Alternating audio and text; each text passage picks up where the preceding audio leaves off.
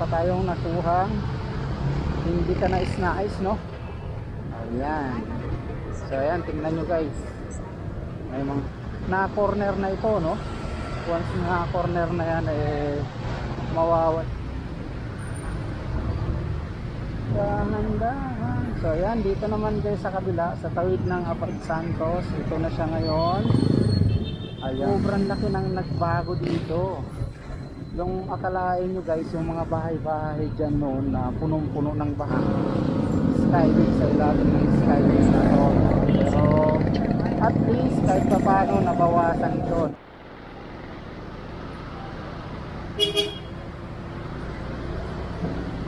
So yun guys, magandang araw sa inyong lahat.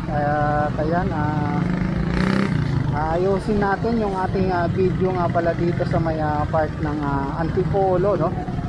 Sa Skyway, NLEX, SLEX,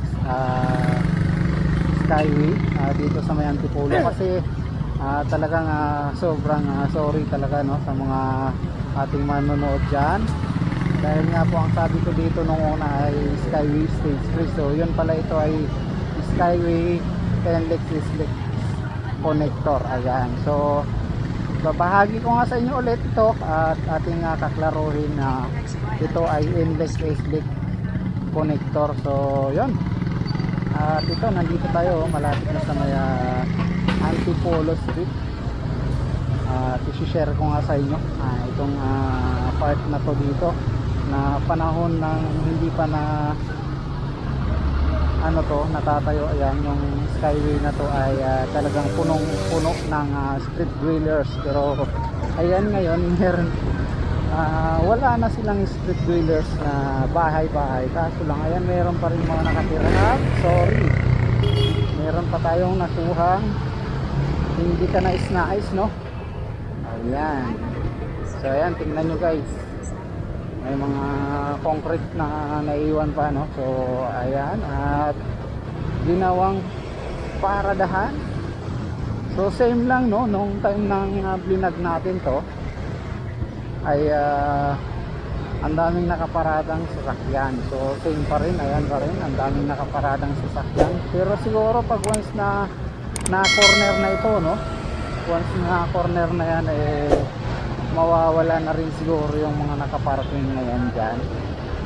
Ayan, ngayon kasi talagang hindi pa nalagyan ng corner o railings. Ayan, kagaya dito sa side na to, no, na meron ng railings.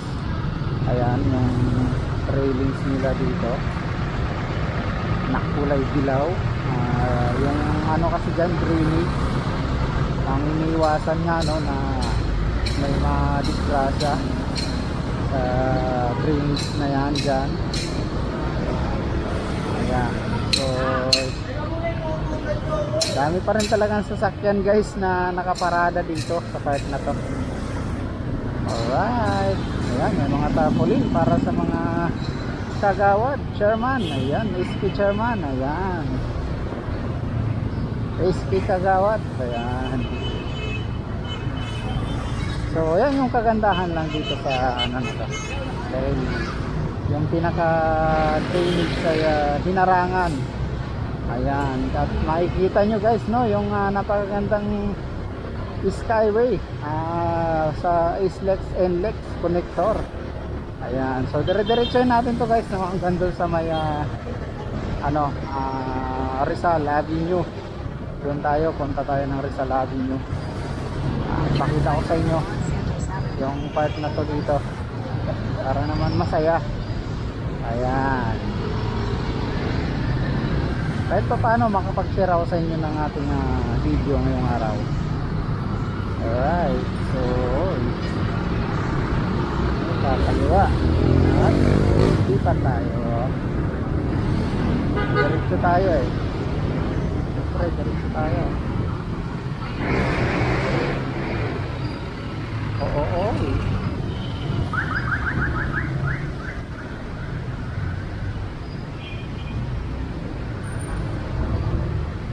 Dahan-dahan. So ayan, dito naman guys sa kabila, sa tawid ng Apart Santos, ito na siya ngayon. Ayan, at may release na, at Sobrang laki ng nagbago dito.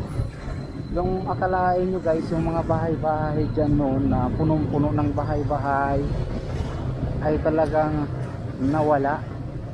So yan yung pinaka good news dito. So ang pinaka bad news naman ay yan, merong mga pailan-ilan na nagtatayo ulit.